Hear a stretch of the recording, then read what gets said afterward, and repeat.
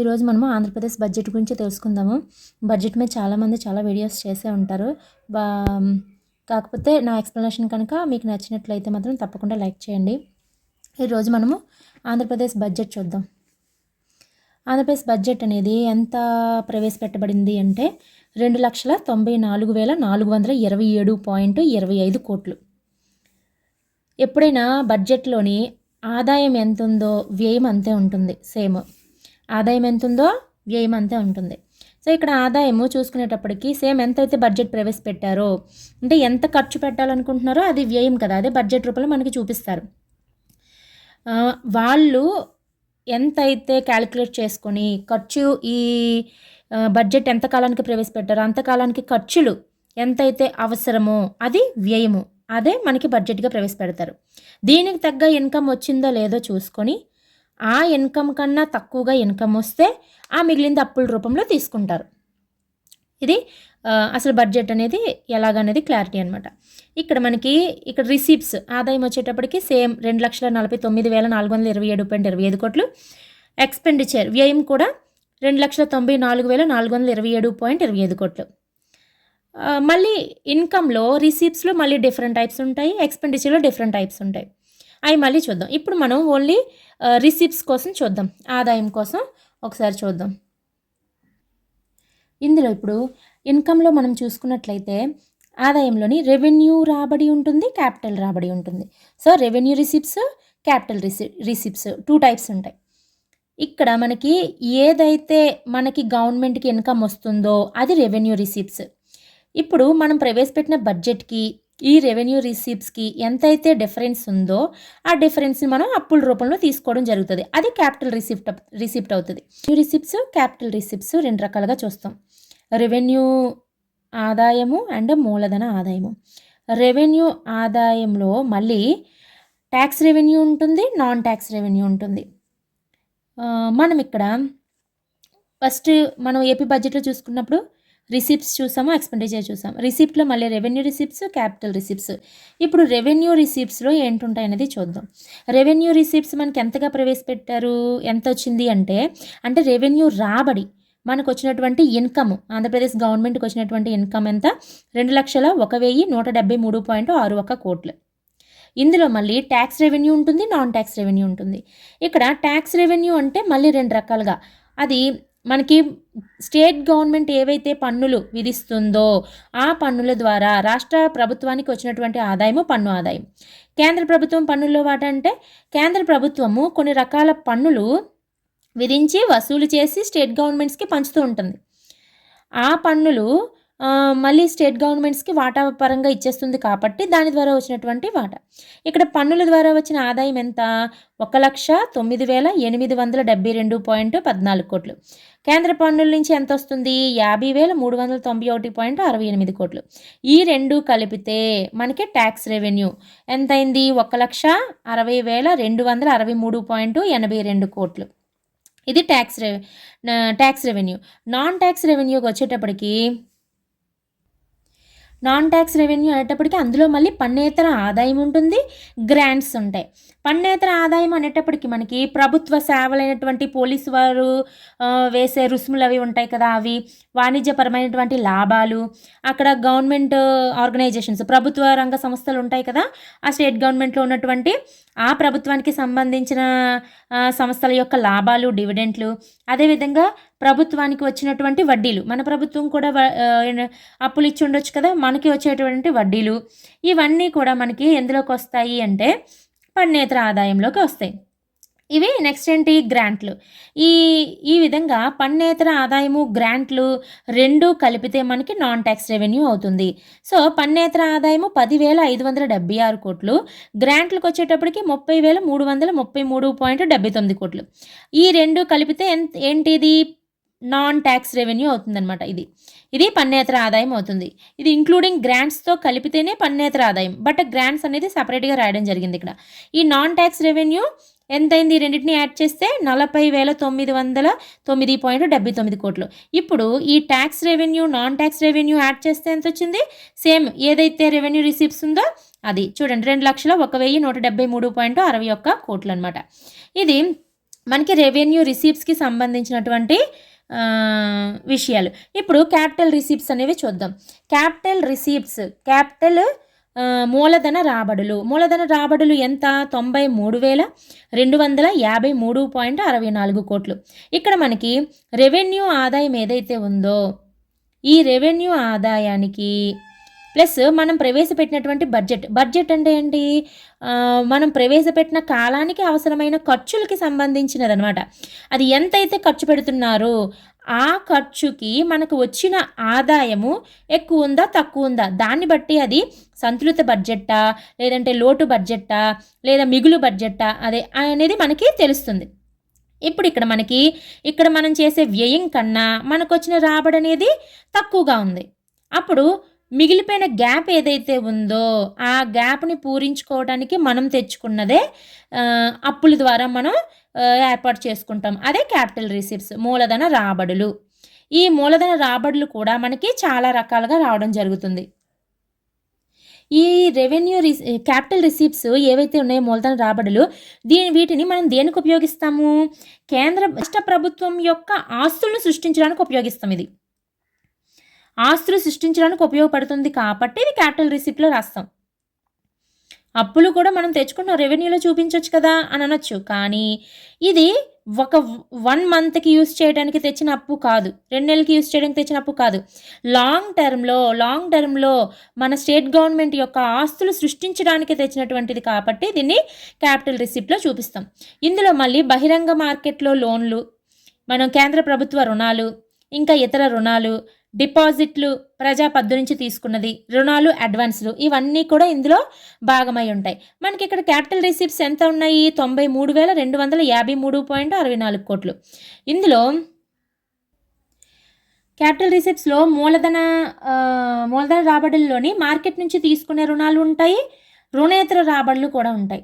So market నుంచి తీసుకునే రుణాలు అనేటప్పటికి ఎలా వస్తుందంటే ట్రెజరీ బిల్స్ రూపంలోని బ్యాంక్స్ జారీ చేసి రుణం తీసుకోవడము, విదేశీ ప్రభుత్వాల నుంచి లేదా విదేశీ సంస్థల నుంచి మనం సేకరించే రుణాలు కానీ ఇవన్నీ కూడా మార్కెట్ రుణాలు అవుతాయి. కేంద్ర ప్రభుత్వం కూడా రుణాలు ఇస్తుంది. ఇతర రుణాలు అనేటప్పటికి విదేశీ ప్రభుత్వాల నుంచి విదేశీ సంస్థల నుంచి తీసుకున్న రుణాలు అవి. ఇక్కడ ప్రజాపద్దు అనేటప్పటికీ మన గవర్నమెంట్ ఎంప్లాయీస్ దగ్గర నుంచి కానీ లేదంటే ఇలాంటివన్నీ కూడా బీమా కంపెనీల నుంచి కానీ ఈ విధంగా సేకరించినటువంటి అమౌంట్ అంతా పిఎఫ్లని మనకు కట్ అవుతాయి కదా. ఈ కట్ అయిన అమౌంట్ అంతా కూడా ఎందులోకి వెళ్తుంది? ప్రజాపద్దులోకి వెళ్తుంది. దాని నుంచి తీసుకున్న రుణము ఇవన్నీ కూడా విడివిడిగా ఇవ్వడం జరిగింది. ఇందులో బహిరంగ మార్కెట్ లోన్లకు వచ్చేటప్పటికి 71,000, కేంద్ర ప్రభుత్వ రుణాలు 18,249.77 కోట్లు, ఇతర రుణాలు 2,193.24 కోట్లు, డిపాజిట్లు లేదా ప్రజాపద్దేమో 1,798.63 కోట్లు తీసుకుంటున్నాం. రుణాలు అడ్వాన్సుల ద్వారా 12 కోట్లు తీసుకుంటున్నాం. ఇవన్నీ టోటల్ చేస్తే మనకి ఎంతకి ఈక్వల్ అయింది? 93,253.64 కోట్లు. ఓకే, ఇక్కడ మనకి గుర్తుంచుకోవాల్సిన ఈ వాల్యూస్ ఇవన్నీ ప్రతిదీ కూడా పర్టికులర్గా గుర్తుంచుకోవాలి. ఎందుకంటే ఎగ్జామ్లో ఏ విధంగా క్వశ్చన్ వస్తుందని మనకు తెలీదు. నెంబరింగ్గా మనము పాయింట్స్ తర్వాత అవసరం లేదు అని అనుకుంటాం. కానీ ఈ మధ్యన ట్రెండ్ మారి ఎగ్జామ్ హాల్కి వెళ్ళిన తర్వాత క్వశ్చన్స్ ఆన్సర్స్ కనుక చూసినట్లయితే ఇక్కడ 18,249 ఉంది కదా, చూడండి. ఇది ఏమని ఇస్తున్నాడు? 18,249.77, 18,249.79, 18,249.75 అలా ఇస్తారనమాట. పాయింట్ తర్వాత డిఫరెన్స్లు కూడా ఇస్తున్నారు. మనం పాయింట్స్ గుర్తుంచుకోకపోతే ఆ బిట్టు మనం చేయలేం. జస్ట్ పాయింట్కి ముందున్న వాల్యూ గుర్తుంచుకుంటే చేయలేని పరిస్థితి. కాబట్టి పర్టికులర్గా బడ్జెట్ అంటే ఎవ్రీ పాయింట్ కూడా చాలా ఇంపార్టెంట్. ప్రతిదీ గుర్తుపెట్టుకొని మనం వెళ్ళాలి. ఇప్పుడు మనం ఎక్స్పెండిచర్ చూద్దాం. రిసిప్ట్స్ చూసాం కదా. రిసిప్ట్లో కూడా రెవెన్యూ రిసిప్ట్, క్యాపిటల్ రిసిప్ట్ చూసాం. మళ్ళీ రెవెన్యూ రిసిప్ట్లోని tax revenue, non tax revenue చూసాం. అదేవిధంగా క్యాపిటల్ రిసిప్ట్స్లో డెట్, అప్పులన్నీ చూసాం. ఎక్స్పెండిచర్కి వచ్చేటప్పటికి మనం బడ్జెట్ ఏదైతే ప్రవేశపెట్టామో అదే కదా మొత్తం. ఈ ఎక్స్పెండిచర్ 2,94,427.25 కోట్లు అవ్వాలి. ఇందులో revenue expenditure and capital expenditure గమనించాలి. రెవెన్యూ ఎక్స్పెండిచర్ అంటే మనము ఏం చేస్తాము? సబ్సిడీలు, మనకి పీడిఎస్ సిస్టమ్ ఉంది, సబ్సిడీస్ ఇస్తాము, పబ్లిక్ డిస్ట్రిబ్యూషన్ సిస్టము, అదేవిధంగా మనం తీసుకున్న అప్పులపైన వడ్డీ చెల్లింపులు ఎవ్రీ మంత్ చేస్తాం.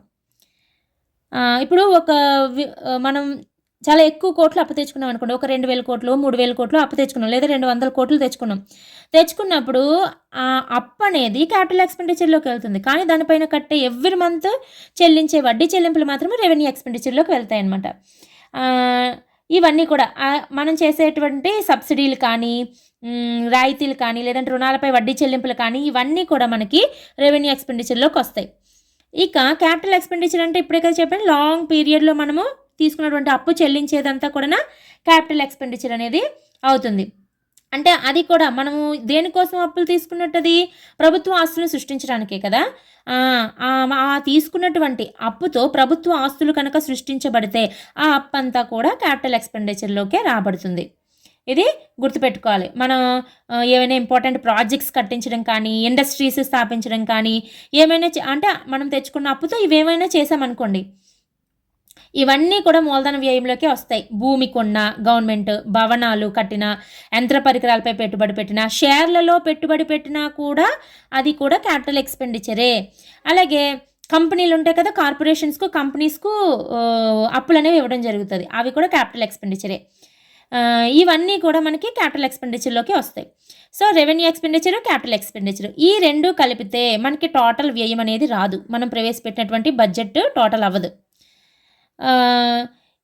ఇవి కాకుండా ఇంకా మూలధన చెల్లింపులు అనేది మనకి ఎంత ఉంటుంది, 24,498.98 కోట్లు.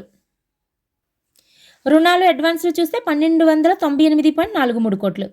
ఈ టోటల్ 4 కూడా యాడ్ చేస్తే, ఈ 1+2+3+4 1 2 3 4 ఈ 4 యాడ్ చేస్తే వచ్చింది టోటల్ ఎక్స్పెండిచర్ 2,94,427.25 కోట్లు. అయితే ఇందులో ఇక్కడ మన రెవెన్యూ ఎక్స్పెండిచర్లో వడ్డీ చెల్లింపులు ఒక్కటి ఎంత చెల్లిస్తున్నాము అంటే 28,754.32 కోట్లు. ఇది బాగా గుర్తుపెట్టుకోవాలి, ఇంపార్టెంట్ ఇది. అలాగే మూలధన చెల్లింపులు, రుణ అడ్వాన్సులు చూసాం. ఈ మూలధన చెల్లింపుల్లో మళ్ళీ ఎలా ఉంటుంది, ఇది పబ్లిక్ డెప్ట్ రీపేమెంట్. అంటే మనం ఏదైతే అప్పు తెచ్చుకున్నామో మళ్ళీ దాన్ని తిరిగి కట్టాలి కదా, మూలధన చెల్లింపులే కానీ మనం తెచ్చుకున్న దాన్ని తిరిగి కట్టేది. అందులో మళ్ళీ గవర్నమెంట్ ఆఫ్ ఇండియా నుంచి తిరిగి కట్టేది, మనం తెచ్చుకున్నాము మళ్ళీ తిరిగి పే చేసేది. ఇంకా రిమైనింగ్ లోన్స్ ఇవన్నీ కూడా మనం కలిపితే మళ్ళీ 24,498.98 కోట్లు వస్తుంది. ఇక్కడ పబ్లిక్ డెప్ట్ రీపేమెంట్ అనేది ఎంత, 21,102 కోట్లు. Loan from government of India మళ్ళీ తిరిగి కట్టేది 1,019 కోట్లు.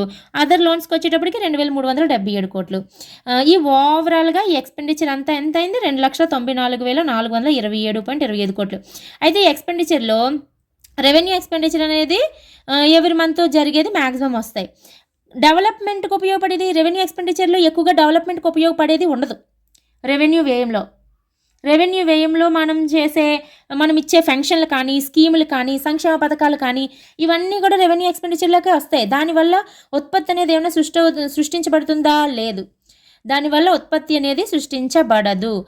మనం ఇచ్చే ఫ్రీ బేస్ స్కీమ్స్ ఏవైతే ఉన్నాయో అవన్నీ కూడా రెవెన్యూ ఎక్స్పెండిచర్లోకి వస్తాయి. మనం ఇచ్చే ఫంక్షన్స్ కానీ, మనం ఇచ్చే సబ్సిడీస్ కానీ, రాయితీలు కానీ ఏవైనా సరే మనకి రెవెన్యూ ఎక్స్పెండిచర్లోకి వస్తాయి.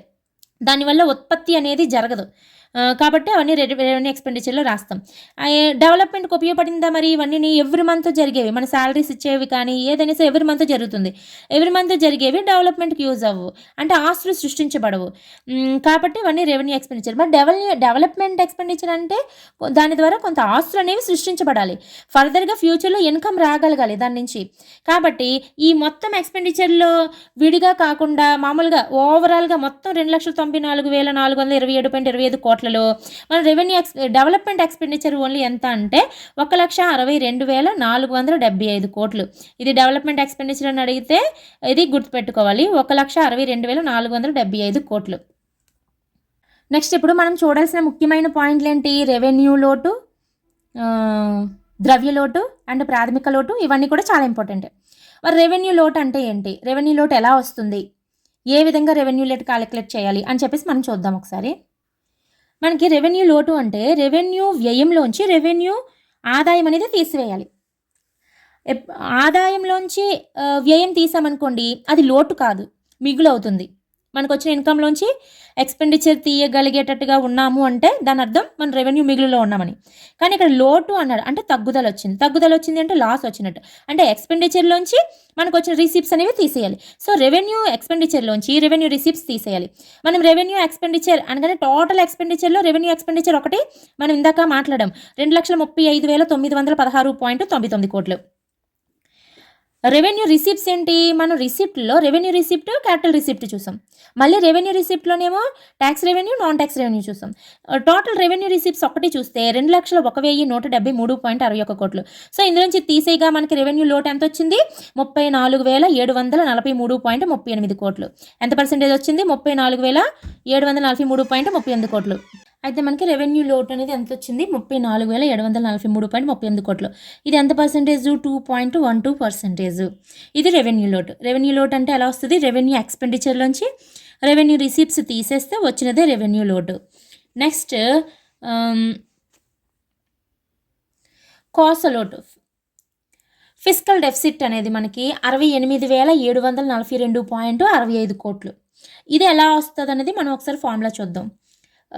కోస లోటు అనేది మనం బడ్జెట్ లోటు ఫైండ్ అవుట్ చేసామనుకోండి. అంటే బడ్జెట్ లోటు ఎలా వస్తుంది? మొత్తం ఎక్స్పెండిచర్లోంచి మొత్తం ఇన్కమ్ అనేది మనం కనుక తీసివేస్తే వచ్చింది బడ్జెట్ లోటు. మొత్తం ఎక్స్పెండిచరు అంటే రెవెన్యూ ఎక్స్పెండిచరు, క్యాపిటల్ ఎక్స్పెండిచరు. మధ్యలో ఇంకొక 2 ఉన్నాయి, రుణాలు, అడ్వాన్స్లు. ఇవి అవి కాకుండా రెవెన్యూ ఎక్స్పెండిచరు, క్యాపిటల్ ఎక్స్పెండిచరు. ఇక్కడ రెవెన్యూ ఎక్స్పెండిచరు, క్యాపిటల్ ఎక్స్పెండిచరు ఈ రెండు కలిపితే మొత్తం ఎక్స్పెండిచర్ అవుతుంది. రుణాలు, అడ్వాన్సులు, మూలధన చెల్లింపులు ఇవి కాదు. ఇవి కాకుండా ఈ రెండిటి యొక్క మొత్తం మనకి రెవెన్యూ ఎక్స్పెండిచర్ అవుతుంది. ఈ రెండు కలిపితే మనకి రెవెన్యూ ఎక్స్పెండిచరు, క్యాపిటల్ ఎక్స్పెండిచరు కలిపితే టోటల్ ఎక్స్పెండిచర్ అవుతుంది. ఆ టోటల్ ఎక్స్పెండిచర్ క్యాలిక్యులేట్ చేసి టోటల్ ఇన్కమ్ మొత్తం రాబడి అంటే రెవెన్యూ ఆదాయము and revenue receipts, capital receipts మొత్తం కలిపితే మనకు వచ్చింది ఏంటి? Total receipts. ఇక్కడ మనకి బడ్జెట్ ఎంత ప్రవేశపెడుతున్నామో అంతే రిసిప్ట్స్ వస్తాయి. కానీ ఎక్స్పెండిచర్ దగ్గర మాత్రము కొంచెం డిఫరెన్స్ వస్తుంది. అప్పుడు మొత్తం వ్యయంలోంచి మొత్తం రాబడి తీసేస్తే మనకి బడ్జెట్ లోటు వస్తుంది. బడ్జెట్ లోటుతో ఒక ఫార్ములా చెప్పొచ్చు మనము. మొత్తం వ్యయంతో ఒక ఫార్ములా చెప్పొచ్చు. 2 ఫార్ములాస్ చెప్పొచ్చు. బడ్జెట్ లోటుతో చూస్తే ఫస్ట్ కాస్ట్ లోటు అంటే బడ్జెట్ లోటు ప్లస్ మార్కెట్ రుణాలు. బడ్జెట్ లోటుకి ఇంకా ఏది యాడ్ చేయాలి? మార్కెట్ రుణాలని యాడ్ చేస్తే కాస్ట్ లోటు అనేది వస్తుంది. అయితే మార్కెట్ రుణాలు అనేవి ఎక్కడ ఉంటాయి? మార్కెట్ రుణాలు అనేవి మనకి క్యాపిటల్ రిసీప్ట్స్ ఉంటాయి కదా, మూలధన రాబడులు. ఆ మూలధన రాబడులలో మార్కెట్ నుంచి తీసుకునే రుణాలు ఉంటాయి అండ్ రుణేతర రుణాలు కాకుండా తీసుకునే రాబడులు ఉంటాయి. సో ఆ డిఫరెన్స్ ఏదైతే ఉందో అందులో క్యాపిటల్ రిసీప్ట్స్ మూలధన రాబడులలో మార్కెట్ నుంచి తీసుకునే రుణాలు మాత్రమే తీసుకోవాలి, మొత్తం రాబడులు కాదు. ఈ బడ్జెట్ లోటుకి మార్కెట్ నుంచి తీసుకునే రుణాలు మాత్రమే. ఎందులో అవి? మూలధన రాబడులవి. అవి యాడ్ చేస్తే మనకి కాస్ట్ లోటు వస్తుంది. అది ఒక ఫార్ములా. ఇంకొక ఫార్ములా ఏంటి? మొత్తం వ్యయం, మొత్తం ఎక్స్పెండిచర్ ఇందాక నేను చూపించాను కదా, ఆ టోటల్ ఎక్స్పెండిచర్లోంచి రుణాలు కానీ మొత్తం రాబడులు అంటే టోటల్ ఇన్కమ్ ఉంది కదా, అంటే రెవెన్యూ రిసిప్ట్స్ ఉంది, క్యాపిటల్ రిసిప్ట్స్ ఉంది. క్యాపిటల్ రిసిప్ట్స్లో అప్పులు ఉంటాయి, అప్పులే కాకుండా ఇతరత్ర మార్గాల ద్వారా కూడా వచ్చేటటువంటి రిసిప్ట్స్ ఉంటాయి.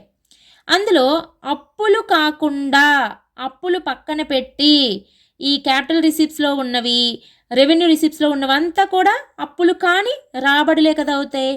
ఆ రాబడులు ఏవైతే ఉన్నాయో ఆ రాబడులని మొత్తం వ్యయంలోంచి తీస్తే అప్పుడు కూడా కాస్ట్ లోటు వస్తుంది. అది సెకండ్ ఫార్ములా.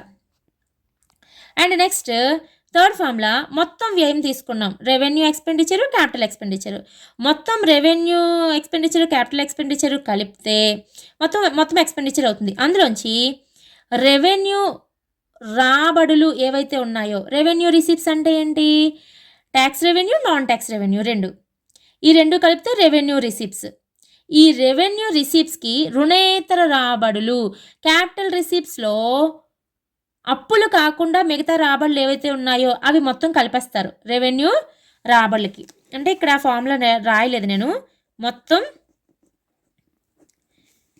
మొత్తం వ్యయము మైనస్ రెవెన్యూ రాబడులు ప్లస్ రుణేతర రాబడులు. ఇది ఒక ఫార్ములా. అంటే మొత్తం ఖర్చులోంచి రెవెన్యూ రాబడులకి రుణేతర రాబడులు కలిపేసి దాన్ని తీసేస్తే వచ్చింది అంటే కాస్ట్ లోట్ అవుతుంది. ఆ విధంగా మనం చూసుకుంటే బడ్జెట్ లోట్ అనేది ఎంత వచ్చింది? 25,797.42 కోట్లు. అయితే ఇక్కడ మార్కెట్ రుణాలు అనేది పర్టికులర్గా మనకి ఇవ్వలేదు. అంటే అందులో రకరకాలు అన్ని కలిపేసి ఇచ్చారు. మార్కెట్ రుణాలు ఇవ్వలేదు. అందుకని నేను ఏ విధంగా చేశానంటే మనకు ఆల్రెడీ కాస్ట్ ఇచ్చారు కాబట్టి ఆ కాస్ట్ లోంచి ఇది తీస్తే ఈ మిగిలిన మార్కెట్ రుణాలని తెలుస్తుంది అని చెప్పి నేను ఇక్కడ వేయడం జరిగింది. సో ఇది ఒకసారి మీరు చూసుకోండి, గమనించండి. నేను ఆ విధంగా వేశాను అంతే. సో ఆ విధంగా మనకి ఎలా వచ్చింది? 25,797.42 కోట్లు, 42,945.23 కోట్లు కలిపితే వచ్చింది 68,742.65 కోట్లు. మైనస్ అనేది లోటుని రిప్రజెంట్ చేస్తుంది అంతే తప్ప మనం మైనస్లో చెప్పము. అది లోటు అని మనం తెలియడం కోసం. అది మిగుల లోటు అనేది మనకి ఎలా తెలుస్తుంది? మైనస్ పెడితే లోటు అని తెలుస్తుంది. అందుకని మనకి రిప్రజెంట్ చేస్తాం ఇక్కడ. సో ఇది మనకి కాస్ట్ లోటు అవుతుంది. ఒక్కసారి క్లారిటీ, కాస్ట్ లోట్ అనేది అర్థం కావాలంటే కొంచెం టైం పడుతుంది. ఎకానమీ బాగా చదివిన వాళ్ళకి తొందరగానే అర్థమైపోద్ది. ఫస్ట్ టైం చదువుతున్నారు అన్న వాళ్ళకి మాత్రము కొంచెం టైం పట్టేస్తుంది అనమాట. కాస్ట్ లోట్ అర్థం చేసుకోవడం కొంచెం కష్టం. ఇదేంటంటే బడ్జెట్ లోటుని మనం ఫైండ్ అవుట్ చేయాలి ఫస్ట్. మొత్తం వ్యయంలోంచి మొత్తం రిసిప్ట్స్ తీసేస్తే, మొత్తం రాబడి తీసేస్తే మిగిలిందే బడ్జెట్ లోటు. ఈ బడ్జెట్ లోటుకి మార్కెట్ రుణాలు కలిపితే వచ్చిందే కాస్ట్ లోటు. అయితే 3 ఫార్ములాస్ ఉంటాయి, కానీ ఇది ఒకటే ఫార్ములా ఫాలో అవ్వండి, కొంచెం ఈజీగా ఉంటుందన్నమాట. సో మార్కెట్ రుణాలు కలిపితే వచ్చింది 68,742.65 కోట్లు. ఇది మనకి ఫిస్కల్ డెఫిసిట్.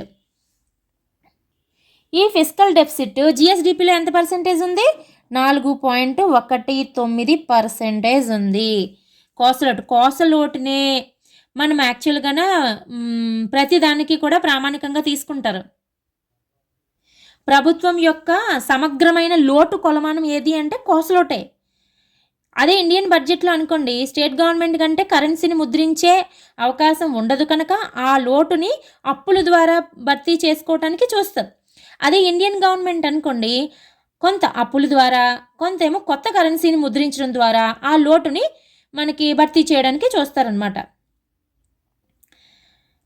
యాక్చువల్గా అంటే లోటు బడ్జెట్ అనేది ఎకానమీకి కొంచెం మంచిదని చెప్పడం జరుగుతుంది. నెక్స్ట్ ఈ లోట్ అనేది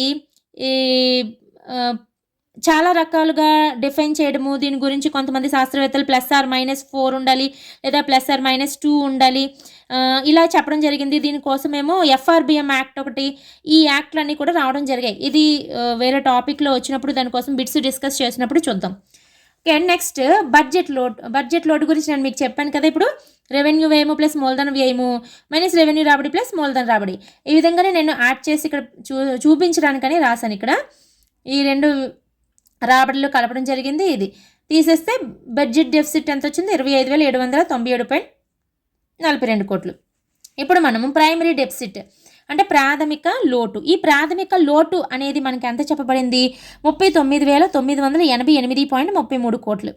ఇది ఎలా వస్తుంది? మనం కాస్ట్ లోట్ అనేది ఫైండ్ అవుట్ చేసాం కదా. ఈ కాస్ట్ లోట్ ఎంత? 68,742.65 కోట్లు. ఇందులోంచి వడ్డీ చెల్లింపులు, మనం రెవెన్యూ ఎక్స్పెండిచర్ చూసినప్పుడు వడ్డీ చెల్లింపుల గురించి మరీ చెప్పాను, ఇంపార్టెంట్ అని. రెవెన్యూ ఎక్స్పెండిచర్ ఏదైతే ఉందో, రెవెన్యూ ఎక్స్పెండిచర్లో పర్టికులర్గా వడ్డీ చెల్లింపులే. అంటే ఒక ఆస్తిని సృష్టించడానికి మనం అప్పు తెచ్చుకుంటాం. అప్పు తెచ్చుకున్నప్పుడు అది ఇప్పుడు తెచ్చుకున్నాం అనుకోండి, ఫర్ ఎగ్జాంపుల్ ఇప్పుడు బడ్జెట్లో తెచ్చుకున్నాం అనుకోండి, అప్పుని తెచ్చుకున్నప్పుడు అది క్యాపిటల్ రిసిప్ట్లో చూపిస్తాం రాబడిగా. అంటే మనం ఇంకా ఆస్తి సృష్టించలేదు కాబట్టి. అదే ఆస్తిని సృష్టించామనుకోండి, సృష్టించేసిన తర్వాత దాన్ని మళ్ళీ తిరిగి చెల్లించాలి కదా అప్పుని. అప్పుడు అది క్యాపిటల్ ఎక్స్పెండిచర్లోకి వెళ్ళిపోద్ది. లాంగ్ టర్మ్లో ఎక్కువ అప్పు అయితే మాత్రము క్యాపిటల్ ఎక్స్పెండిచర్కి వెళ్తుంది. మరి దానిపైన ఎవ్రీ మంత్ మనం వడ్డీలు చెల్లించాలి కదా, అది రెవెన్యూ ఎక్స్పెండిచర్లోకి వెళ్తుంది. క్లారిటీగా గమనించాలి, ఇది క్లారిటీగా తెలుసుకోవాలి. మనము అప్పులు అనేవి బయట నుంచి తెచ్చుకుంటాము. అది కేంద్ర ప్రభుత్వ రుణాలు అవ్వచ్చు, బహిరంగ రుణాలు అవ్వచ్చు, బయట విదేశాల నుంచి రుణాలు అవ్వచ్చు. ఎక్కడైనా సరే మనం అప్పులు తెచ్చుకున్నప్పుడు ఆ అప్పు అనేది మనం మ్యాక్సిమము ఆస్తులు, ప్రభుత్వ ఆస్తులు సృష్టించడానికి, పరిశ్రమలు పెట్టడానికి, ప్రాజెక్టులు కట్టడానికి, దానివల్ల కొన్ని సంవత్సరాలు ప్రజలకి ఉపయోగపడుతుంది అనుకున్న వాటిలోనే పెడతారు. పెట్టినప్పుడు అది ఈ సంవత్సరం తెచ్చుకుంటే అది క్యాపిటల్ రిసిప్ట్లో పెడతాం. ఈ సంవత్సరం తెచ్చుకుంటే క్యాపిటల్ రిసిప్ట్స్లో ఉంచుతాం. అప్పు అంటే ఏంటి, మూలధన రాబడిలోకి వస్తుంది. ఇప్పుడు ఇది నెక్స్ట్ ఇయర్కి లేదా ఇప్పుడు మనకి మూలధన రాబడిలో చూపించాం కదా ఈ అప్పుని, ఇది ఒక 3 ఇయర్స్ 4 ఇయర్స్ తర్వాత చూసుకోండి. ఈ ఏదైతే అప్పు తెచ్చామో దీని ద్వారా ఈ 3 ఇయర్స్లో మనము ఆస్తుల్ని సృష్టించాం, ప్రజలకు ఉపయోగపడే పరిశ్రమలను పెట్టాం, ప్రాజెక్టులు కట్టించాం, ఇవన్నీ చేసాం కదా. చేసినప్పుడు ఇది ఎవ్రీ ఇయర్ బడ్జెట్లో మనం తెచ్చుకున్న అప్పును అనేది వడ్డీ అప్పు ఏదైతే ఉందో అప్పుని ఫర్దర్గా ఇన్ని సంవత్సరాలకని రాసుకొని తెచ్చుకుంటాం కదా, కట్టాలి కదా, లాంగ్ టర్మ్లో కడతాం కదా. అప్పుడు అది ఒక 5 ఇయర్స్ తర్వాత బడ్జెట్లో అది క్యాపిటల్ ఎక్స్పెండిచర్లోకి వెళ్తుంది. ఫర్ ఎగ్జాంపుల్ చెప్తున్నాను 5 ఇయర్స్ అని కాదు, నేను ఎగ్జాంపుల్ చెప్తున్నాను అంతే. అంటే అది క్యాపిటల్ ఎక్స్పెండిచర్లోకి వెళ్తుంది. మరి దానిపైన ఇప్పటి నుంచి కూడా ఎవ్రీ ఇయర్ మనం చెల్లించే వడ్డీ చెల్లింపులు ఏవైతే ఉన్నాయో అవి రెవెన్యూ ఎక్స్పెండిచర్లోకి వస్తుంది. ఈ రెవెన్యూ ఎక్స్పెండిచర్లో ఈ వడ్డీ చెల్లింపులు అనేది ఎంత ఉంది ఈ సంవత్సరం అంటే 28,754.32 కోట్లు. సో కోసలోటలోంచి వడ్డీ చెల్లింపులు తీసేస్తే మిగిలినగా వచ్చింది 39,988.33 కోట్లు. ఇది ప్రాథమిక లోటు. బడ్జెట్లో మెయిన్ టాపిక్ ఇదే. అంటే మనకు వచ్చిన ఆదాయం ఎంత, వ్యయం ఎంత. ఆదాయము వ్యయము ఎప్పుడూ కూడా మనం ఈక్వల్గానే చూపించడం జరుగుతుంది. అది మెయిన్ పాయింట్ గుర్తుపెట్టుకోవాలి. అయితే మనం ఏదైతే ఇంతకాలానికి అని మనం బడ్జెట్ ప్రవేశపెడతామో ఆ సంవత్సరానికి ఖర్చులు ఎంతైతే మనం క్యాలిక్యులేట్ చేసుకున్నామో అదే బడ్జెట్ అవుతుంది. దానికి తగ్గ ఇన్కమ్ వచ్చిందా లేదా అనేది చూసుకోవాలి. దానికి తగ్గ ఇన్కమ్ అనేది ఎప్పుడు రాదు. వచ్చింది అంటే ఈక్వల్గా ఉంటే సంతులిత బడ్జెట్, లేదంటే అంతకన్నా మనం ఏదైతే బడ్జెట్కి రాసుకున్నామో అంతకన్నా ఎక్కువ ఆదాయం వస్తే అది మిగులు బడ్జెట్, అంతకన్నా తక్కువ ఆదాయం వస్తే అది లోటు బడ్జెట్. ఆ లోటు బడ్జెట్ ఎప్పుడైతే వస్తుంది, మ్యాక్సిమం ఎప్పుడు లోటు బడ్జెట్టే ఉంటుంది. ఈ లోటు బడ్జెట్ వచ్చినప్పుడు ఆ మిగిలిపోయిన గ్యాప్ ఏదెంత అయితే తక్కువ వచ్చిందో ఆ తక్కువ ఉన్న అమౌంట్ని మనం అప్పుల రూపంలో బయట నుంచి తెచ్చుకొని టోటల్ ఇన్కమ్కి టోటల్ ఎక్స్పెండిచర్కి ఈక్వల్ చేసేస్తాం అనమాట. అదే బడ్జెట్ యొక్క ఫార్ములా. దాని తర్వాత వచ్చినటువంటి tax revenue, non tax revenue, రెవెన్యూలో మళ్ళీ tax revenue, non tax revenue, మళ్ళీ క్యాపిటల్ రిసిప్ట్స్లో మనకి రుణాలు, అదేవిధంగా ఎక్స్పెండిచర్లో కూడా రెవెన్యూ ఎక్స్పెండిచర్, క్యాపిటల్ ఎక్స్పెండిచర్, అవి కాకుండా రుణాలు, అడ్వాన్సులు, మూలధన చెల్లింపులు. ఈ విధంగా మనం చేసినవన్నీ కూడా పర్టికులర్గా ఒక్కొక్కటి చూసుకోవాలి అమౌంట్ వైజ్ కూడా. ఈ మిగతా 3 పాయింట్లు ఏంటంటే మనకి రెవెన్యూ లోటు, కోస్త లోటు, ప్రాథమిక లోటు, ఇవన్నీ చాలా ఇంపార్టెంట్ థింగ్స్. మిగతావన్నీ కూడా స్కీమ్ వైజ్ మనకి ఇచ్చినవి, ఏ శాఖలకి ఏ రంగాల వారికి ఎంత కేటాయించారు, ఇవన్నీ కూడా రాశాను. అవి కూడా నేను ఎక్స్ప్లెయిన్ చేస్తాను, బట్ మొత్తం అంతా ఎక్స్ప్లెయిన్ చేయను. మెయిన్ పాయింట్స్ ఏముంటాయో అవి మాత్రమే నేను చూపిస్తాను. ఇక్కడ మనకు చూస్తే కీలక రంగాలలో మూలధన వ్యయం అంటే ఏంటి, ఆస్తులు సృష్టించడానికి ఉపయోగించేటువంటి అమౌంట్ అనమాట. ఇది ఫర్దర్గా ప్రభుత్వానికి ఆస్తులు సృష్టించబడతాయి. అంటే ఈ రంగాలలో ఇప్పుడు ఫర్ ఎగ్జాంపుల్ జలవనరుల శాఖ ఉంది, పట్టణాభివృద్ధి శాఖ ఉంది, పంచాయతీరాజ్ గ్రామీణాభివృద్ధి శాఖ ఉంది. ఇందులో రెవెన్యూ ఎక్స్పెండిచర్ ఉంటుంది, మూలధన ఎక్స్పెండిచర్ ఉంటుంది. అయితే మనం మూలధన వ్యయం గురించే చూస్తున్నాం. అంటే దీనివల్ల ఏమవుతుంది, ఆస్తులు సృష్టించబడతాయి. రెవెన్యూ ఎక్స్పెండిచర్ వల్ల ఏమవుతుంది, ఎటువంటి ఆస్తులు సృష్టించబడవు, ఎటువంటి ఉత్పత్తి కార్యకలాపాలలో పాల్గొనవు. కాబట్టి ఇక్కడ ఓన్లీ క్యాపిటల్ ఎక్స్పెండిచర్ చూసుకున్నట్లయితే జలవనరుల శాఖకి 14,471.20 కోట్లు, పట్టణాభివృద్ధి శాఖకి 4,420.85 కోట్లు, పంచాయతీరాజ్ గ్రామీణాభివృద్ధికి 3,489.10 కోట్లు, వైద్య ఆరోగ్య రంగంలో మూలధన వ్యయం 2,097.61 కోట్లు, రోడ్లు భవనాలు రవాణాకు వచ్చేటప్పటికి 2,061.21 కోట్లు, సెకండరీ విద్యకు వచ్చేటప్పటికి 2,036 కోట్లు, పరిశ్రమల్లో 1,086 కోట్లు, ఇతర ప్రభుత్వ శాఖలన్నీ కలిపి 30,050 కోట్లు. మీరు బడ్జెట్ చాలా చోట్ల చదివి ఉంటారు. అది చూసి మళ్ళీ ఈ శాఖని చూసి ఇక్కడక్కడ తప్పుగా ఉందే అని అనుకోవద్దు. ఇది ఆ శాఖకు కేటాయించిన మొత్తం అమౌంట్లో మూలధన వ్యయము, క్యాపిటల్ ఎక్స్పెండిచర్ మాత్రమే, టోటల్గా కేటాయించింది అయితే కాదు. అది గమనించుకొని ఒకసారి చూసుకోండి. నెక్స్ట్ వ్యవసాయ బడ్జెట్ చూస్తే మనకి వ్యవసాయ బడ్జెట్ని ఎంత ప్రవేశపెట్టారు? 43,402 కోట్లు, అంటే 43,402.33 కోట్లు ప్రవేశపెట్టారనమాట. ఈ వ్యవసాయ అనుబంధ శాఖలకు ఒక్కొక్క శాఖకి ఎంత కేటాయించారనేది చూద్దాం. అగ్రికల్చర్కి 8,564.37 కోట్లు, ఉద్యానవనానికి 3,469.47 కోట్లు. మనకి ఈ బడ్జెట్లో ఉద్యానవనానికి ఎక్కువ ఇంపార్టెన్స్ ఇవ్వడం జరిగింది. అందుకే మనం చూడండి ప్లాంటేషన్ డ్రైవ్స్ ఎక్కువగా జరుగుతూ ఉండటము అన్నీ చూస్తున్నారు కదా. ఆ ఉద్యానవనానికి ఎక్కువ ఇంపార్టెన్స్ ఇచ్చారు. అది కూడా ముందు చెప్తాను నేను. సో పశుసంవర్ధన శాఖకేమో 1,095.71 కోట్లు, మత్స్య శాఖకేమో 521.34 కోట్లు, వ్యవసాయ విద్యుత్తుకైతే 7,241.30 కోట్లు, ఉపాధి హామీ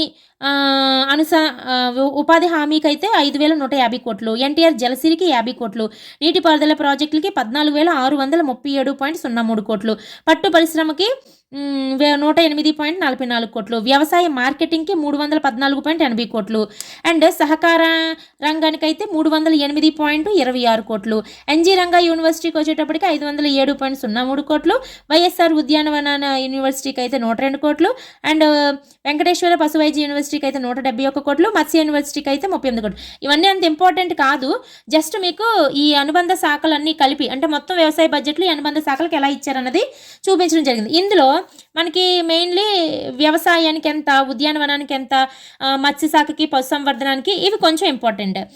నెక్స్ట్ ఉపాధి హామీ పథకానికి ఉంది కదా, ఇది కూడా కొంచెం ఇంపార్టెంట్. అండ్ నెక్స్ట్ వచ్చేటప్పటికి ఇక్కడ జల జీవన్ మిషన్ అనేది ఇంపార్టెంట్. ఇందులో మళ్ళీ జల జీవన్ మిషన్కి ఎంత కేటాయించారు? 1,420 కోట్లు, 1,420.12 కోట్లు అనమాట. ఇది ఇంపార్టెంట్. మళ్ళీ అలా ఒక్కొక్కటే ఇంపార్టెంట్ ఉంటాయి, అన్నీ అయితే చూడవలసిన అవసరం లేదు.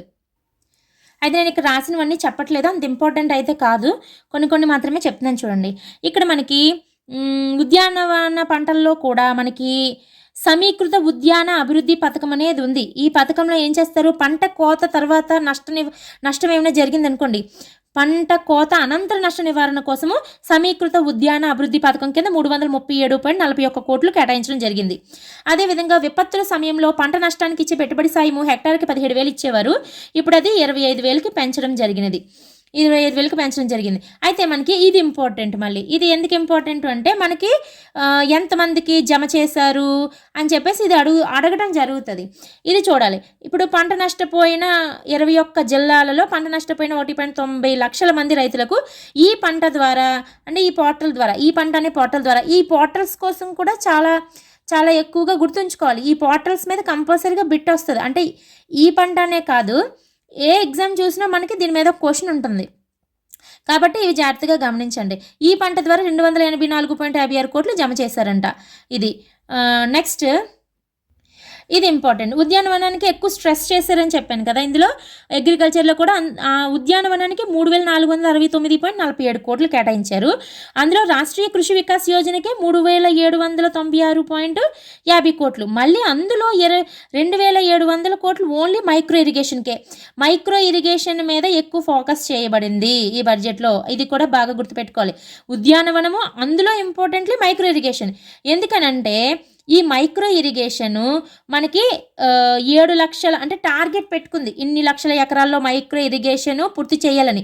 మనం ఎంత పూర్తయింది? మనకి 7.59 లక్షల ఎకరాలలో మైక్రో ఇరిగేషన్కి రిజిస్ట్రేషన్ పూర్తయిందంట. మనం దీనికోసం అని చెప్పి కేంద్రాన్ని సాయం అడిగితే కేంద్రం కూడా స్పందించింది. ఆ విధంగానే అనుకున్న తర్వాత రిజిస్ట్రేషన్ స్టార్ట్ అయితే 7.59 లక్షల ఎకరాల్లో మనకి మైక్రో ఇరిగేషన్కి రిజిస్ట్రేషన్ పూర్తయిందనమాట. ఇది చాలా ఇంపార్టెంట్ మైక్రో ఇరిగేషన్ది. నెక్స్ట్ ఆయిల్ పామ్కి రాయితీ ఇస్తాం కదా మనము, పంట పండించడానికి అప్పు తీసుకున్నప్పుడు రాయితీ ఇస్తాం కదా, అందులో 12,000 నుంచి 29,000కి పెంచారు. ఇది ఓన్లీ ఆయిల్ పామ్కి ఎంత కేటాయించారు? 373.93 కోట్లు. నెక్స్ట్ వ్యవసాయ యాంత్రీకరణకు ఎంత కేటాయించారు? 187.68 కోట్లు. యాంత్రీకరణకు అంటే యంత్ర పరికరాలు అనేవి అందుబాటులో ఉంచడానికి రైతులకి. యంత్ర పరికరాలు అందుబాటులో ఉంచాలంటే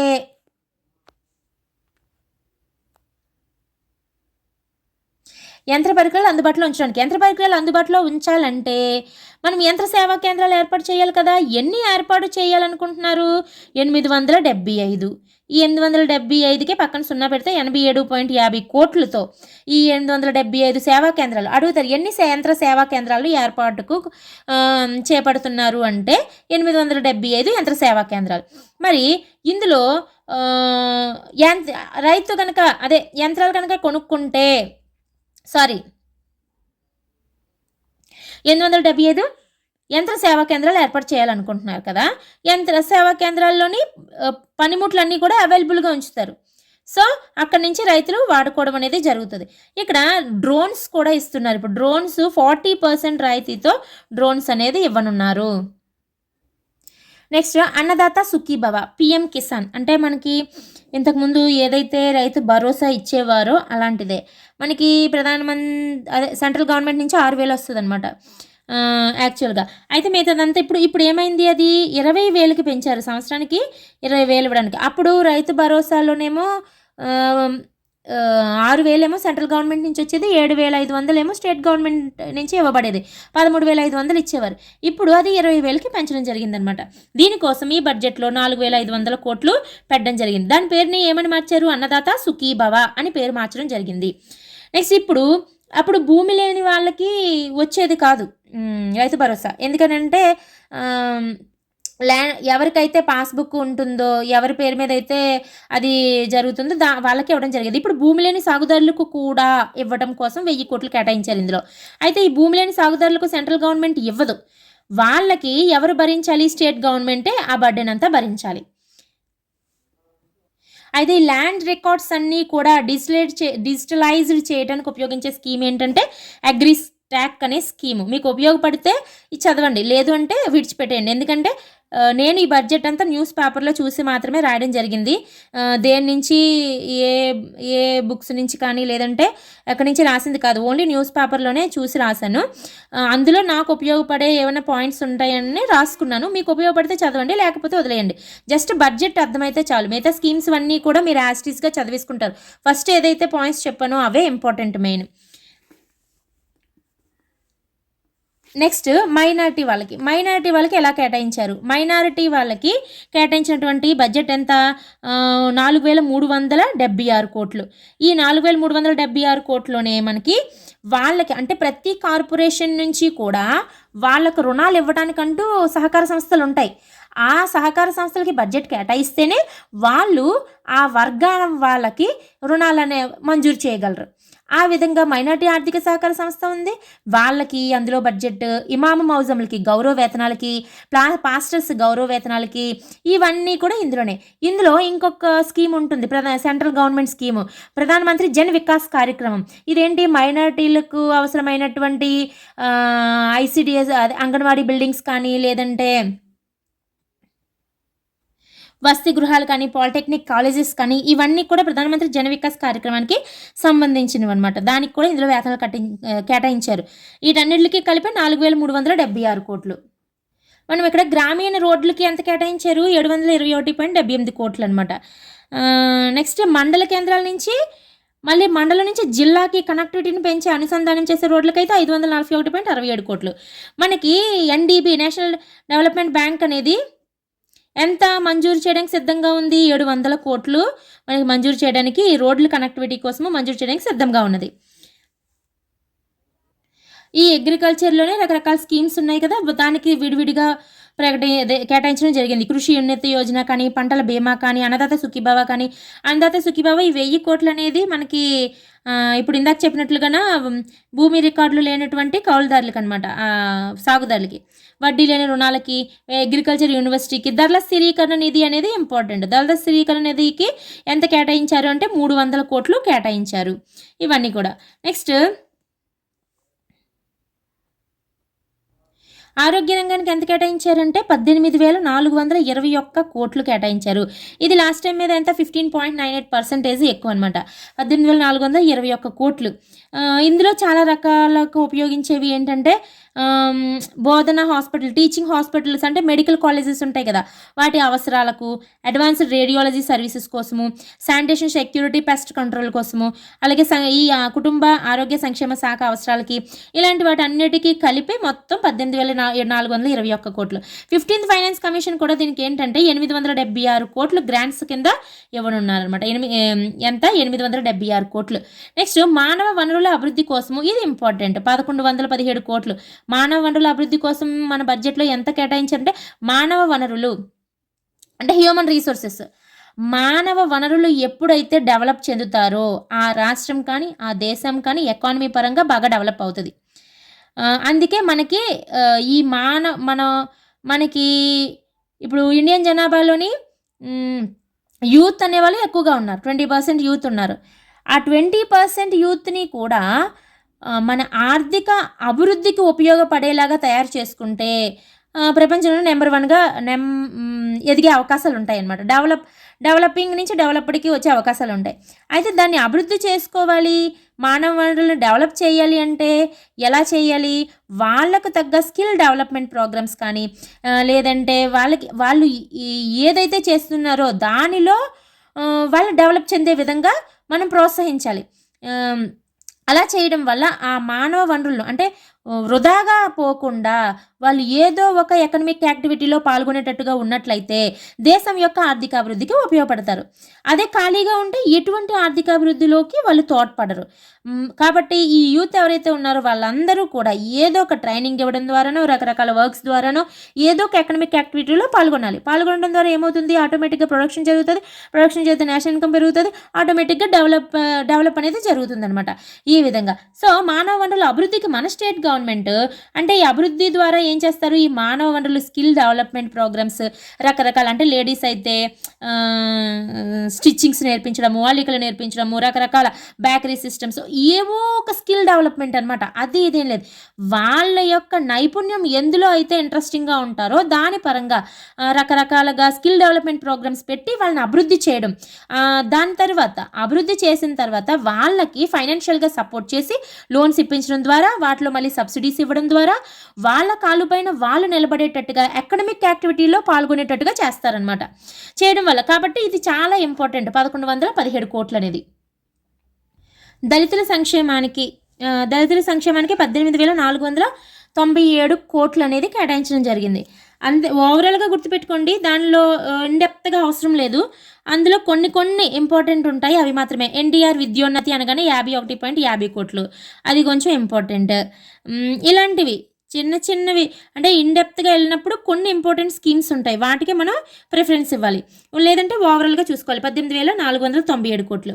నెక్స్ట్ ఆడబిడ్డ నిధి అంటే ఏంటి? మనకి ఆడబిడ్డ నిధికి 3,341 కోట్లు అనేది కేటాయించడం జరిగింది.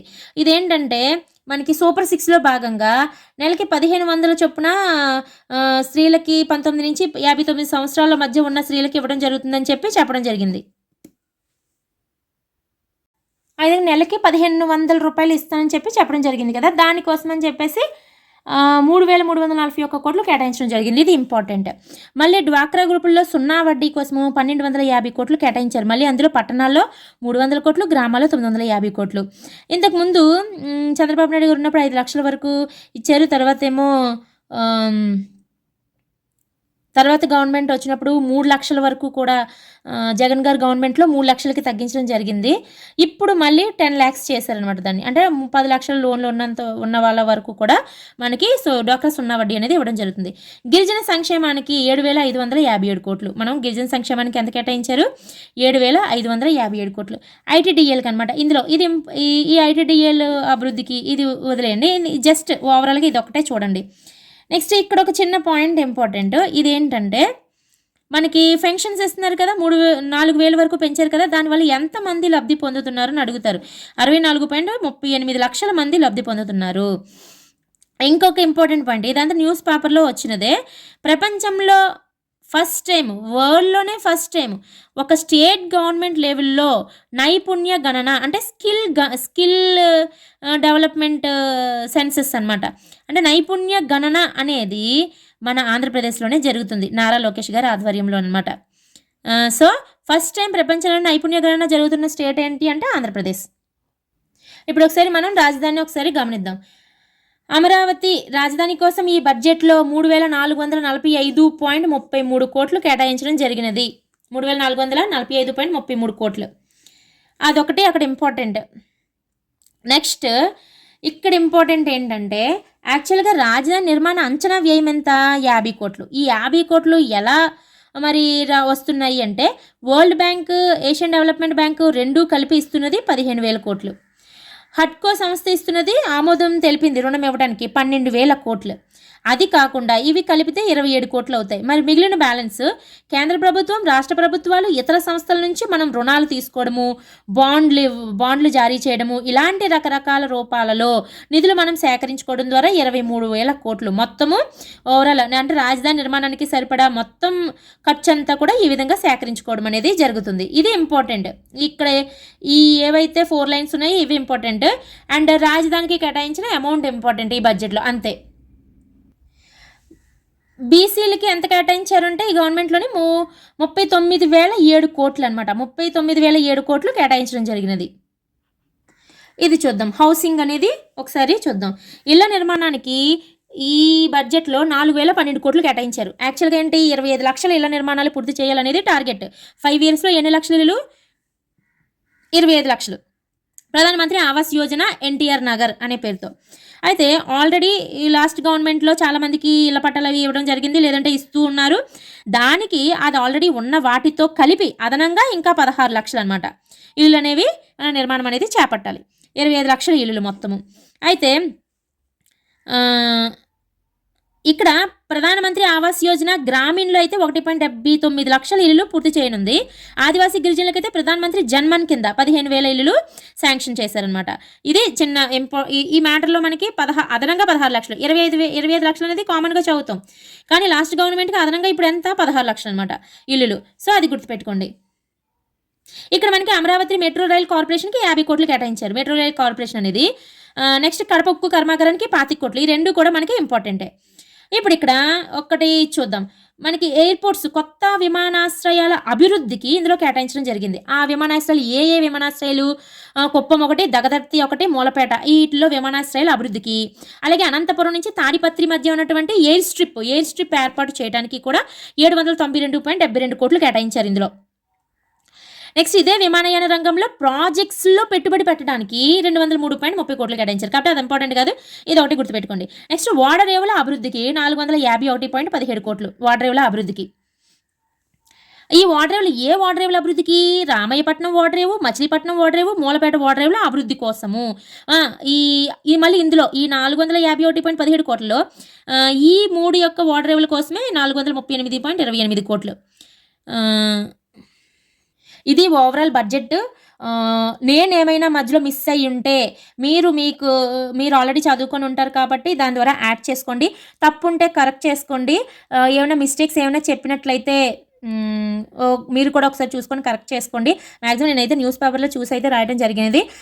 అంటే బడ్జెట్ ఎందుకో చెప్పాలని అనిపించింది, అందుకని నేను దీనికోసం వీడియో చేశాను.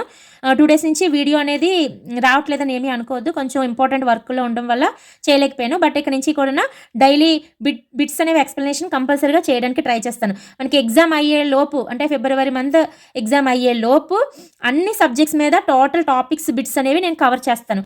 నా ఎక్స్ప్లెనేషన్ కనుక మీకు నచ్చినట్లయితే ప్లీజ్ లైక్ చేయండి, షేర్ చేయండి, సబ్స్క్రైబ్ చేయండి. చాలామంది సబ్స్క్రైబ్ చేయకుండానే చూస్తున్నారు. ఇంకా ఎవరైనా అలాంటి వాళ్ళు ఉన్నట్లయితే ప్లీజ్ సబ్స్క్రైబ్ చేయండి. Thank you so much. Next వీడియోలో కలుద్దాం.